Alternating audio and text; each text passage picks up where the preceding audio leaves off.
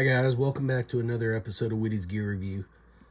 Today what we've got that we're going to take a look at is the Walther GMT150. And they're calling this a gun maintenance tool. Now, before we get into this too deep, I'm going to kind of tell you what I think about when I hear gun maintenance tool, and then where this tool, I think, is trying to align itself on the market. So let's kind of take a look at, so we have this tool, right? Gun maintenance tool made by, a well-known gun manufacturer. Most people know Walther from the PPK, which is basically the James Bond gun. James Bond. So they decided to make a multi-tool. Now, when I think about gun multi-tools, I kind of think about these, right? I don't know if anybody has seen these, but if not, these are the real avid core, shotgun, and AR-15 multi-tools. These tools are specific to either a shotgun or to an AR-15. I keep both of these in my gun cases. This is a shotgun. So basically, your biggest function there is your choke removal tool. And then you've got some other tools that are hidden in here to take out pins, to pop pins out, to disassemble your shotgun. So, more specific, you have this tool here to help extract shells from a shotgun if one gets stuck, but that is a blade. And then on the end, you just have another small little pin punch there to push a pin out if you're taking down a weapon. Then you have probably the most usable tool outside of just being a shotgun, which is a rope cutter, bottle opener, and a small flathead screwdriver. The AR tool is fairly the same. You're going to have your takedown tool. You're going to have your regular A2 front sight adjustment tool. Your takedown pin tool. Then you're going to have just a cleaning tool, scoring tool. And then, of course, for your bulk carrier group, your standard AR cleaning tool. So not a lot of function with these two tools outside of using it for a shotgun or an AR-15. So when I hear gun maintenance tool, I'm thinking of items like this. But when we get into this seems like it's trying to cross over into this category where you have your Gerber dime and your SOG power pipe, which both these tools have a lot of real world applications. Scissors, knives, bottle openers. So there's a lot of things that you can use these two. And this one, the main thing that a lot of people like is the 1/4-inch bit holder in the top of this tool. The scissors, the knife, and the pliers themselves. So where does this align between the two? And that's what we're going to go into. Let's move these guys out of the way. I just wanted to show you where I thought this tool landed in the middle of somewhat. So I've already taken it out of the box. You can just see it gives you some generic pictures of what it does, but they're calling it the gun multi-tool. And it is a 150. And there's just, there's a bunch of generic emblems that don't really match up to the tools that are on this, which I thought was kind of weird.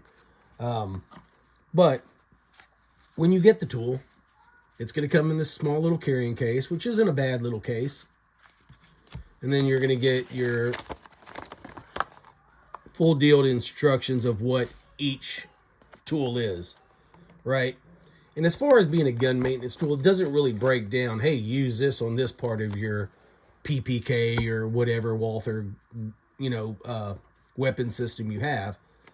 It just basically describes what each part is. And we're going to kind of go over those. Get it out of the case here. And you can see this thing is really light and really, really skinny, narrow. If you look at it compared to the other multi-tools that I had out here, you can kind of see, right? So there's your SOG power pint, or power pint, and then there's your Gerber dime. So it's the longest out of the two, but it's also the thinnest. I think it's a little thinner than the dime, but a lot thinner in reference than the power pint.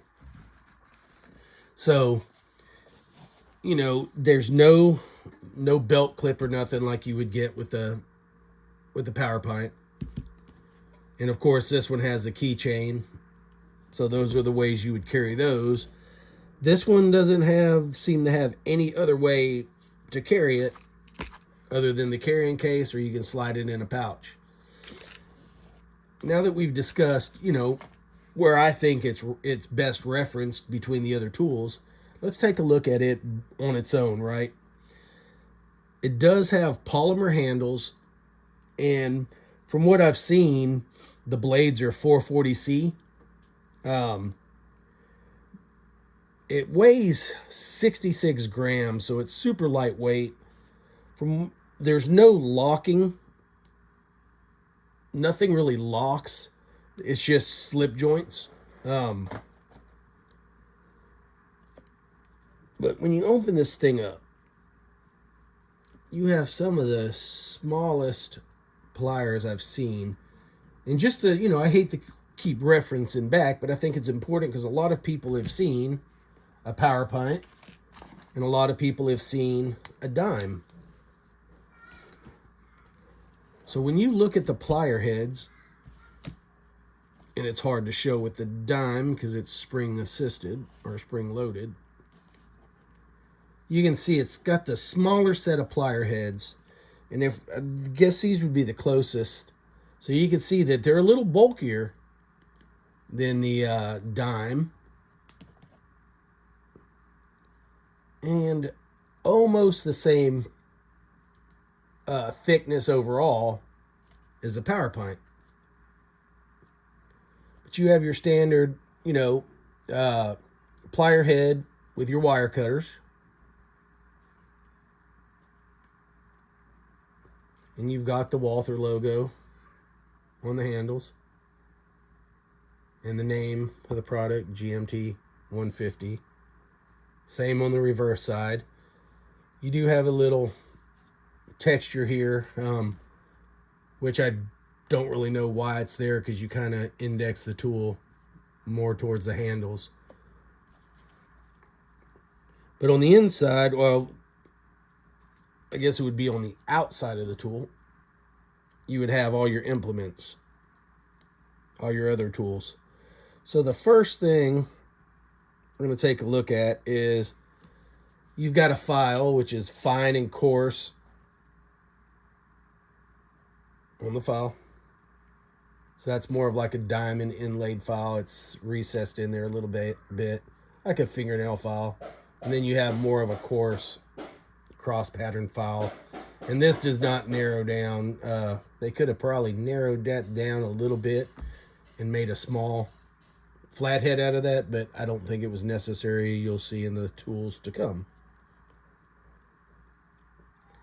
Then they've got a small serrated blade, which is pretty aggressive.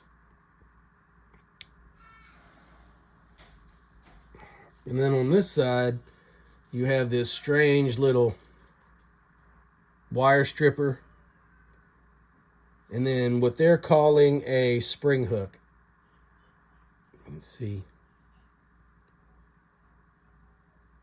And I guess that's where the gun maintenance part of it comes in. Not 100% sure.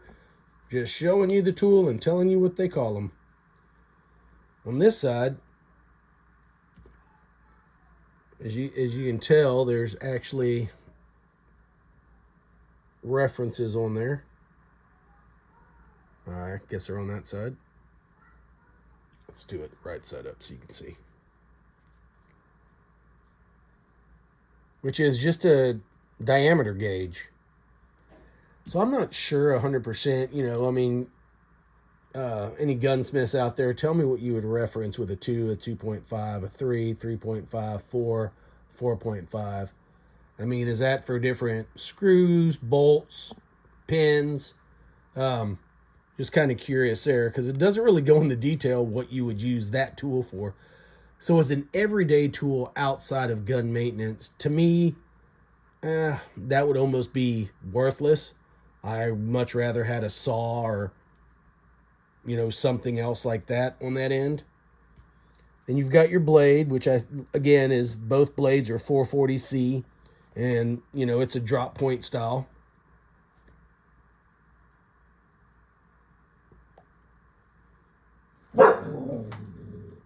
My dog barking again at the mailman. Then you have just your bottle opener. Then you have this small, let's close everything so you can get a good look at this one. You've got a small little flathead there that's just like extended way out. So I guess they did that to be able to get to maybe a certain area, or they just wanted to incorporate the bottle opener and get it away from the tool some, or they just wanted to utilize every bit of space, so they made the tool as long as possible. I don't know, guys. What do you think? If you've got one of these and you know it better than I do, leave us some comments. But if you're looking for a small, tiny, slim, EDC pliers, serrated blade, standard blade, a couple precision screwdrivers, and a file, that's not a bad tool. It would fit in most any cases that you could get relatively easily. You can close it down and slide it in any of the loopholes.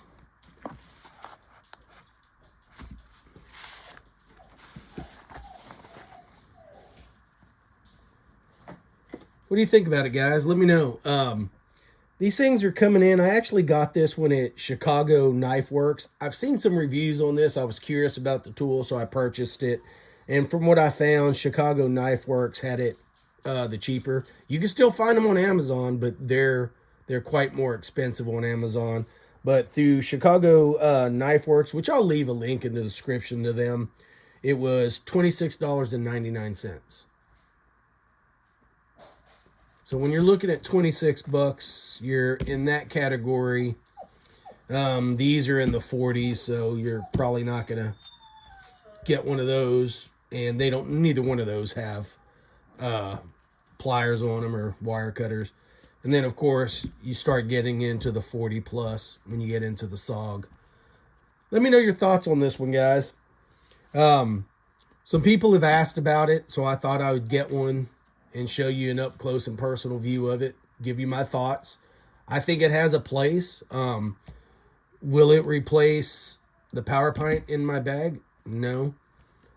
Will it replace the Gerber dime on my keychain? Probably not, because it doesn't have scissors.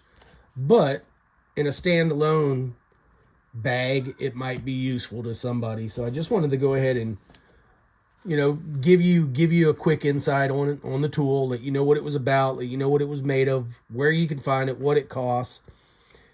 But anyways, guys, do me a favor. Like always, like, share, subscribe. We do have our Whitty's Gear Shop up and running. If you want to get, best way to support the channel, you can go over there, buy you a sticker, a t-shirt, mug, whatever you'd like. We also have our Buy Me a Coffee up. That's another way you can help contribute to the channel if you choose to. And then also we have our membership links up. Guys, all I care about is that you watch, you like, and you subscribe, and share us with your friends, your families, in-laws, outlaws, whatever you choose to. Again, guys, love y'all. See you on the next one.